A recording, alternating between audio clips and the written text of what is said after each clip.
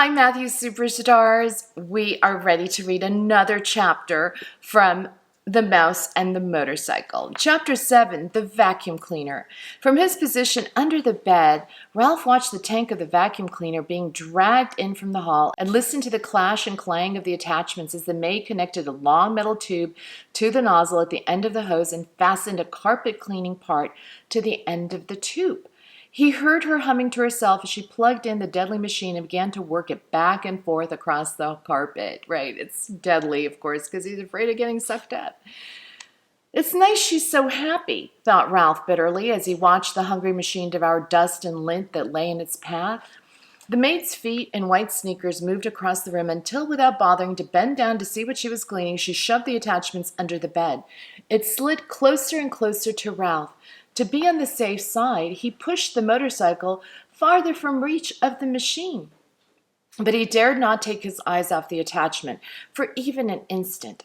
He shuddered as he watched it gobble a dust mouse, but even as he shuddered, he was fascinated by the power of the motor.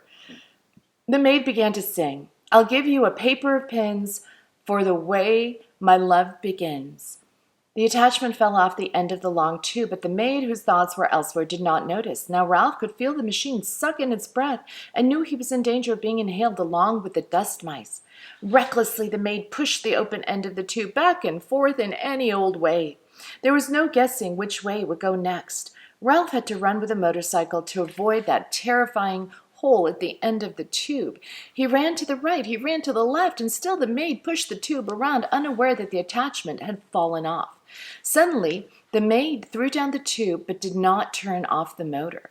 The tube landed with a bump and a bounce, and before Ralph realized what was happening, the awful machine had inhaled his tail, and he felt himself being pulled by suction across the carpet. "Help!" He could not keep from squeaking, but no one heard him above the roar of the machine. He just managed to catch the rear wheel of the motorcycle as he was sucked along the carpet. He hung on with all his strength. The machine, which was strong enough to suck up a mouse, was not strong enough to suck up a mouse and a motorcycle. Ralph lay there on his stomach, hanging on for dear life and feeling his whiskers and fur swept back toward the machine. From his position on his stomach, Ralph could see the girl standing in front of the dresser. She was smiling at herself in the mirror and arranging her hair, no doubt dreaming of the busboy. Ralph despaired.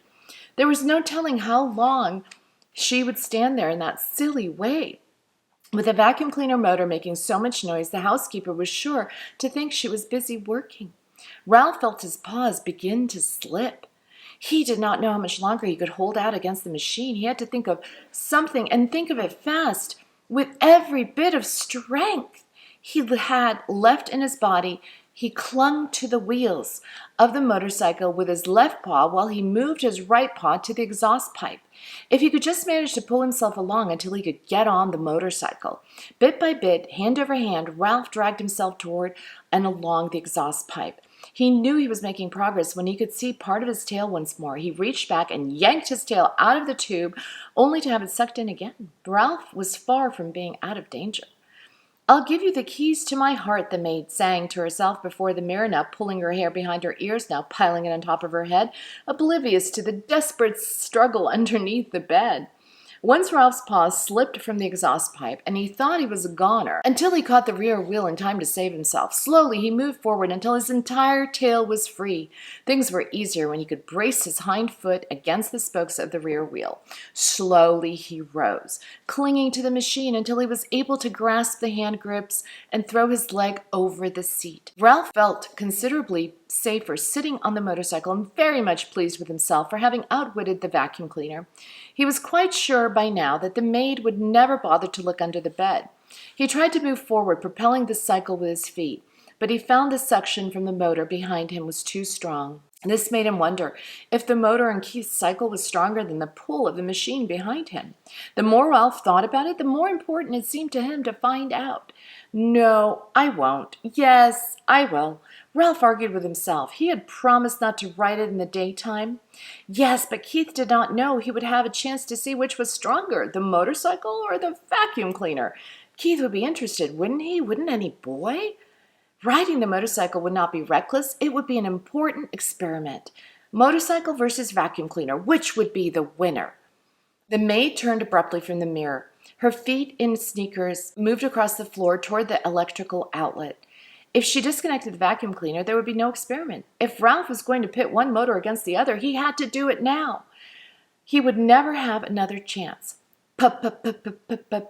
Ralph picked up his tail and started the motor. Without taking time to let it warm up, he gunned it with all the breath he could inhale. The motorcycle got off to a faster start than Ralph expected, so fast that Ralph lost control. He shot out from under the bed just as the vacuum cleaner died with a long, drawn-out groan. Suddenly, everything went white, and Ralph found himself bumping along in a strange, ghostly place, all white and made of cloth that seemed to be closing in on him in every direction. Ralph had ridden straight into the pillowcase thrown on the heap of laundry the maid had dropped on the floor, and the opening of the pillowcase had fallen shut behind him. Ralph had no idea which way was out. He dismounted from the motorcycle and beat at the cloth with his fists, but everywhere he struck it was soft and yielding. He stamped his feet, only to have the cloth give softly and silently beneath him. He began to wade through the pillowcase, tugging the motorcycle along behind him, while he wondered why he had thought it so important to test the motorcycle against the vacuum cleaner. The light filtered through the unknown layers of cloth was dim, and he sank to his knees in bed linen with every step.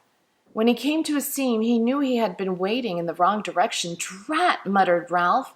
He turned, still dragging the motorcycle, and tried to retrace his footsteps, only to find he had no idea which way he had come. There were no landmarks. The clouds of cloth were billowy and white and yielding in all directions. Double drat! He stamped his foot, only to find himself sinking deeper into the linen. From the swishing sounds he could hear outside, Ralph knew the maid must be unfolding clean sheets over the bed. He plodded on, dragging the motorcycle without direction and with very little hope. "He promised to buy me a bunch of blue ribbons," sang the maid, "to tie up my bonny brown hair." Down the hall, a door opened. Ralph heard a muffled woof, and in a moment the click of a small dog's toenails on the bare floor at the edge of the hall carpet, followed by sniffing that was dangerously close. The little terrier began to bark. "I know you're in there," he yipped. "Stick out your tongue and waggle your fingers at me, will you? You just wait."